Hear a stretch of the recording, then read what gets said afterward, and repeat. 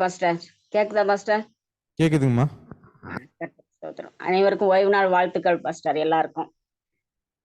இன்னைக்கு நம்ம பார்க்க போறது வந்து ஆப்பிரிக்கா நாட்டுல உள்ள அவராது கானாங்கிற ஒரு தேசத்துல இடத்துல உள்ள ஒருத்தர் ஒரு நத்தானியல் அப்படிங்கிற ஒரு வாலிபருடைய வாழ்க்கையில ஓய்வு நாள் எவ்வளவு முக்கியமா இருந்தது அப்படிங்கிறத பத்தி தான் இன்னைக்கு பார்க்க போறோம். அவர் வந்து ஒரு ஞாயிற்றுக்கிழமை சபைக்கு போறவர். அங்க போகும்போது அங்க சபையில இருக்கும்போது அங்க உள்ள ஊழியக்காரர் போதகர் வந்து பிரசங்கம் பண்ணிக்கிட்டு இருந்திருக்காரு. பண்ணிக்கிட்டு இருக்கும்போது அதாவது யாத்திராகமம் இது 10 கற்பனைகளை குறித்து பேசி போதகம் பண்ணிக்கிட்டு இருந்திருக்காரு. அப்ப அதை வாசிக்கும் போது 4வது கற்பனை வாசிக்காம விட்டுட்டார். இவரும் பைபிள அந்த இருக்கையில உட்கார்ந்து படிச்சுக்கிட்டு இருக்கும்போது அதை வாசிக்க விட்டதை இவருக்கு நல்லா கவனிச்சிருந்திருக்காரு. என்ன அதை விட்டுட்டாங்க அப்படின்னு சொல்லி மறுபடி சபை முடிஞ்சவன கேட்டிருக்காரு. அது ஓய்வு நாள் வந்து இந்த ஆராதனை என்னைக்கும் பண்ணலாம், எந்த நாள்லயும் பண்ணலாம் அப்படின்னு அவர் சொல்லிட்டார். இவருக்கு ஒரு ஒரு ஆச்சரியமா இருந்தது, என்ன இப்படி சொல்றாங்களே அப்படின்னு சொல்லிட்டு இவர் போய் வீட்லயும் போய் படிச்சு பார்த்திருக்காரு. 4வது கற்பனை அந்த 10 கற்பனையில மறுபடியும் படிச்சு பார்த்திருக்காரு. படிச்சு பார்த்துட்டு இருக்கும்போது இது ஏன் இப்படி பண்றாங்க? அந்த யாத்திராம 20ல 8வது வசனத்துல இருந்து 11 அதிகாரம் வரைக்கும் ஃபுல்லா படிக்கும்போது இவர் ஓய்வு நாள் 7ஆம் நாள் அப்படிங்கிறத இவருக்கு நல்லாவே ஆண்டவர் தெளிவா காட்டியிருக்காரு. சரின்ட்டு மறுபடியும் வரும்போது மறுபடியும் அவங்க இதை வந்து ஒரு நண்பர் வந்து ஒரு சபைக்கு கூட்டிட்டு இருக்காரு. மறுவாரம் வந்து இவர் போற சபைக்கு போயிருந்திருக்காரு. அந்த சபையிலயும் அதுவும் ஞாயிற்றுக்கிழமை சபை தான்.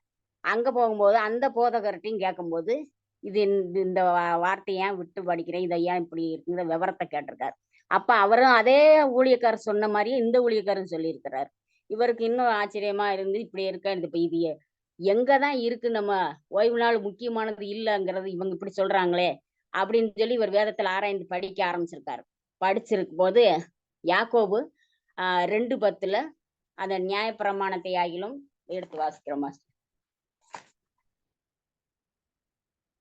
எப்படி எனில் ஒருவன் நியாயப்பிரமாணம் முழுவதையும் கை கொண்டிருந்தும் ஒன்றில் தவறினால் எல்லாவற்றிலும் குற்றவாளியா இருப்பான் அப்படின்னு இருக்குதே, இவங்க இப்படி சொல்றாங்களே அப்படின்னு சொல்லிட்டு இவர் அப்ப வந்து ஓய்வு நாளை இவங்க வந்து இப்படி முக்கியப்படுத்தாம இருக்காங்க. இதுதான் முக்கியமா சனிக்கிழமை தான் ஓய்வு நாளுங்கிறது ஆண்டவர் இவருக்கு உணர்த்திட்டார்.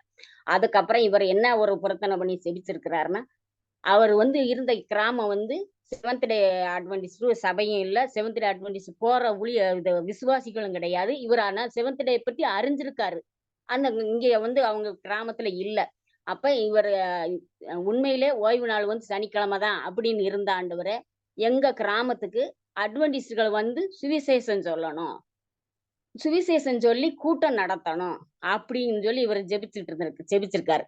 அப்படி செபிச்சு இதுக்கு பதில் கிடைச்சா நான் 2 இதுக்கு பதில் நான் நிரூபணம் ஆயிக்கிறோம். தேவன் ஏன் ஜெபத்தை கேட்டார், அதே போல இங்க வந்து அட்வென்டிஸ்டுகள் வந்து கூட்டம் நடத்தி அங்கே ஆண்டவரோட வார்த்தையை இது தெரியப்படுத்தினாங்க அப்படிங்கிறத நான் புரிந்து கொள்வேன். 7ஆம் நாள் ஓய்வு நாளுங்கிறதையும் நான் புரிந்து கொள்வேன் அப்படிங்கிறத இவர் ஜெபிச்சுட்டு இருக்காரு. இப்படி ஜெபிச்சுட்டு இருக்கும்போது ஒரு 8 மாசம் கழிச்சு இவருடைய ஜெபத்தை கேட்டு ஆண்டவர் அவங்க கிராமத்துக்கு அட்வென்டிஸ்ட்கள் வந்து சுவிசேஷம் சொல்லியிருக்காங்க, கூட்டமும் நடத்தியிருக்காங்க. அவருக்கு இன்னும் ரொம்ப அதிகமாயிடுச்சு, ஆச்சரியமாயிடுச்சு. சரி ஆண்டவர் நம்மளுடைய ஜெபத்தை கேட்டிருக்காரு அப்படின்னு சொல்லி அந்த கூட்டத்துல கலந்து கொண்டு கடைசி முடிவுல இவரும் ஞானஸ்தானம் எடுத்திருக்காரு. அடுத்து அவங்க கூட இருந்த அவங்க தங்கச்சியும் ஞானஸ்தானம் எடுத்திருக்காங்க. அடுத்து ஒரு 50 பேர் ஞானஸ்தானம் எடுத்து அந்த கிராமத்திலையும் ஒரு அட்வென்டிஸ்ட் சபையும் எழுப்பியிருக்காங்க, எழுப்பி நடந்து கொண்டு இருக்கிறது. இவர் வந்து நத்தானியல் வந்து இப்போதைக்கு வந்து ஆசிரியர் படிப்பு படிச்சு கொண்டிருக்கிறார். அப்ப இவர் என்ன ஆண்டவர் அவர் முன்குறிச்சிருக்காருங்கிறது அவர் கடைசியில அதை உணர்ந்து கொண்டார். தேவன் என்னுடைய ஜெபத்திற்கு பதிலளித்தார். அட்வென்டிஸ்டுகள் என் கிராமத்திற்கு வருவதற்கு முன்னரே ஒரு ஆத்மாவை ஆதாயப்படுத்தி இருந்தார் என்பதுதான் உண்மைங்கிறத அவர் சொல்லியிருக்கிறார். அது போல நான் புரிஞ்சு கொண்டேன் மாஸ்டர் ஐயா. நாங்க போற சபையர் ஞாயிற்றுக்கிழமை சபையா இருந்தாலும் நாங்க எங்க ஊழியக்காரக்கா ஜெபிக்கிறோம். அவரும் ஞாயிற்றுக்கிழமை பண்ணும் போதும் ஓய்வு நாள்ங்கிற வார்த்தை சொல்லும் போதும் நாங்க அதுக்காக ஆண்டவரை இந்த வார்த்தையை சொல்லாதபடிக்கு ஆண்டவர் அவருக்கு சத்தியத்தை உணர வைங்கன்னு ஜெபிச்சு கொண்டிருக்கிறோம். இன்னும் அது ஜெபிக்கிறோம். ஆண்டவர் இந்த வாய்ப்பை கொடுத்ததுக்கு ஆண்டவருக்கு நன்றி சொல்றேன். உங்கள் யாவருக்கும் நன்றி சொல்கிறேன். ஆமென்.